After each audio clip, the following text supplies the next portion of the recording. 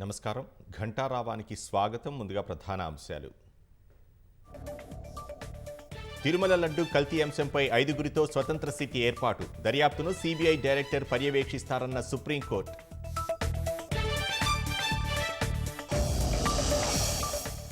ఎన్ని ఆటంకాలు ఎదురైనా మూసీ ప్రక్షాళన పూర్తి చేస్తాం. రాజకీయ లబ్ధికే బీఆర్ఎస్ రాద్ధాంతం చేస్తోందని కోమటిరెడ్డి విమర్శ. ఛత్తీస్గఢ్ ఎన్కౌంటర్లో 7గురు మావోయిస్టులు హతం.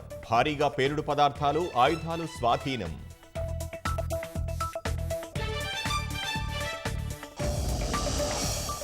పశ్చిమాసియాలో వనరుల నియంత్రణకు అమెరికా యత్నం. ఇజ్రాయెల్ని సాధనంగా చేసుకుందని ఇరాన్ అధినేత ధ్వజం.